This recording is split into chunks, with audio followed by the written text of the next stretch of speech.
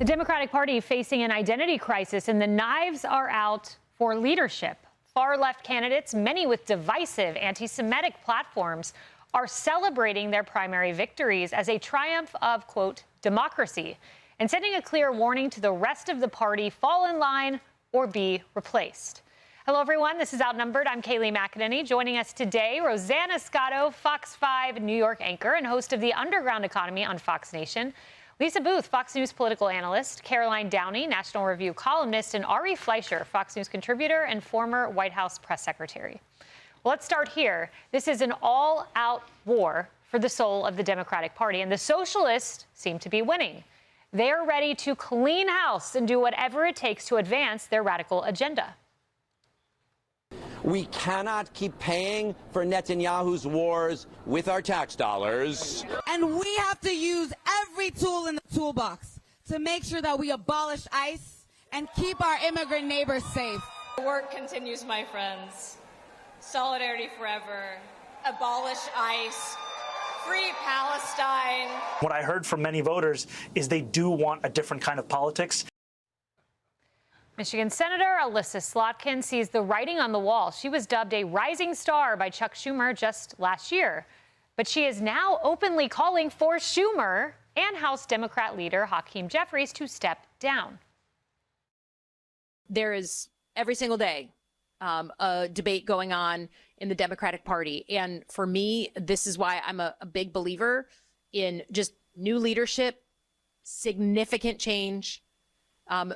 The old models do not work for people, and that includes in the Democratic Party. We need new leadership in the White House, the House, and the Senate, and on both sides of the aisle. That includes Democrats. If people can't understand that the game has fundamentally changed and they can't adapt, then they need to let others. Fox News contributor Hugh Hewitt sums it up this way, writing this for our website: Democrats cliff dive over the far left edge of American politics. Some in the party are trying to stand up to the extreme far left. More than a dozen Democratic lawmakers, but keep in mind there are hundreds of them, and candidates have signed a so-called promise to America, which includes pledges like "we are capitalists, not socialists," and "we are proud, not ashamed of America." Critics say this may be too little, too late. It was just those that you're looking at that signed on. Lisa, I want to start with the significance of Elissa Slotkin. This is a big deal. She delivered the State of the Union response. She outperformed Kamala by about a point in all but 28 of the counties in Michigan. She was hailed as the way forward, and yet here she is saying we need to oust Schumer. Well, yeah, I mean, it shows you the direction that the party is going in, to your point. I think the irony is what we're seeing is this unholy alliance between Islamists and communists. And we saw this in 1979 with the Iranian Revolution, where they joined forces to overthrow the Shah. And then what happened afterwards? The communists were executed, tortured, and now everyone's forcibly wearing hijab. So just an important point of history to pay attention to. The challenge, Kayleigh, is that socialism is no longer politically toxic. Bernie Sanders has normalized the word. We're seeing the Democrat Party, according to Gallup, has a more favorable view of socialism than it does capitalism. Independents are moving in that direction as well, even more troubling. And I keep hearing people say that because the left is moving to the left, that that's going to be toxic in the general election. But I don't believe that's the case. I worked at the NRCC in 2010 with the rise of the Tea Party.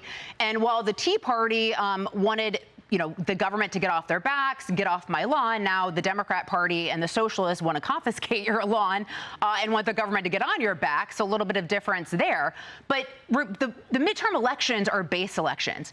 Where's the energy in the electorate? And that is on the left. So that's what worries me. The only saving grace for Republicans is that the map since then has hardened, particularly with redistricting, the mid-decade redistricting.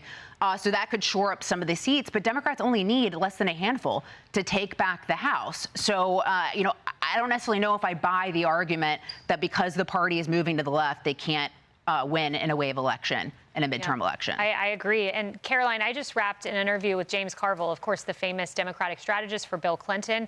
And he's vocal. He says we need a schism with these people. They need to be out of our party. But where are the other voices? Because he's won the elected officials. You've got John Fetterman, you've got Elissa Slotkin, and then you've got 13 House Democrats. Yeah, they need to speak up before it's too late. And some Democratic establishmentarians are learning that Marxists are never satisfied. They're constantly looking and scouring for more enemies to destroy. They have to divide and conquer. This goes back to the days of Stalin in the old USSR, the purges. It's coming for these old school Democrats as well. And to me, the biggest lie about this democratic socialism, which really just means the destruction of everything that came before, all the pillars of Western civilization, private property, law and order, borders, they have to kill those things because it's much easier to consolidate power when there's anarchy. And to Lisa's point, how they're going to achieve power in the first place is through our democratic processes, and it's through this unholy coalition that involves Islamic radicals and peddling the most ancient hatred in the book, which is scapegoating the Jews.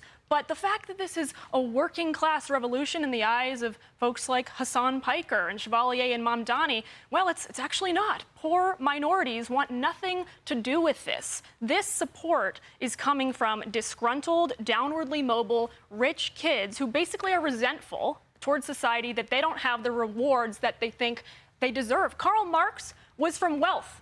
His parents owned vineyards. I mean, this is the vanguard of Mamdani and Chevalier. It's these elites who are unhappy with their lot in life, and so they're going to destroy the country from within. They're lazy. Yeah, no doubt. You know, look, when you look at this, Ari, this 13 Democrats that signed on in the House to supporting capitalism, they signed on to pride in the United States. 13 House Democrats. There are 212. Well, you just put your finger on it. This is America last. Yeah. This is America I don't like. That's the problem. This is why you wash your hands with the American flag, as newly about to become Congresswoman Chevalier in New York has espoused. Look at the crop that the Democrats are putting up. Huge opportunity for Republicans now. Huge opportunity for Republicans to keep gaining support among working, blue-collar, Hispanics, blacks. Remember the rally President Trump had in the Bronx, where he had a huge crowd of working-class people in New York City. He improved his numbers in New York City, not among the college-educated hoi polloi who are the ones who support socialism. You're exactly right. He improved it among working-class people who are just too busy for this nonsense. But what nonsense it is. You've got in Maine a guy who says he's a communist running for the Senate. You have in New Jersey a guy who was a character witness on behalf of an Arab sheikh who masterminded the first attack on the World Trade Center. You have another socialist in Philadelphia, a socialist elected mayor in Washington, D.C. The landscape is rife for Republicans to make examples out of the wackiness of these people. And here's my favorite example of the wackiness. So you have a newly elected, she's about to come out, Congresswoman from New York City, Claire Valdez, who said she wants to abolish TSA pre-check and nationalize the airlines. She wants to abolish that which was just nationalized and then nationalize something else. This is just so wacky. It makes no sense. It doesn't add up, but this is what we get. Although I might be on board with abolishing TSA. I love our TSA. They've always been nice to me. Look, Rosanna, you know New York well. You have interviewed Mamdani, and it seems like this really is ground zero for the socialism takeover. Well, I have to say, the mayor worked hard for every single one of those people who were up for election. Now, there was one who's going to be Congresswoman Chevalier. She was a long shot. Nobody thought she was going to beat the incumbent Adriano Espaillat. Even Hakeem Jeffries had thrown his support. Senator Schumer, I don't know where he was. He was not at all visible. You did not hear any support that he had for any of the candidates. But getting back to the mayor, illegally, he had Chevalier in his city-owned SUV the day before the election, taking her around to various spots. They energized their base to get out and vote. Now, after the election, everybody was shocked. Chevalier won. She had no experience. Even the Attorney General, Letitia James, came out and said she does not represent that community. There's no way that she should be going to D.C. Too late. Where were the Democrats? The Democratic Party is falling apart. They need to wake up. And maybe, listen, I like Senator Schumer, but maybe it's time for him to retire. Yeah, and it's just so crazy. It's the so-called educated voter, liberal white women that are fueling this. It's not minority voters. Right. They voted in the opposite direction. They really energized their base. Yep. And it wasn't a lot of people who came out to vote, but those who came out to vote voted for her. Yep, the educated who are brainwashed in the faculty lounge. All right. Hey everyone, I'm Emily Campagno. Catch me and my co-hosts Harris Faulkner and Kayleigh McEnany on Outnumbered every weekday at 12 p.m. Eastern, or set your DVR. Also, don't forget to subscribe to the Fox News YouTube page for daily highlights.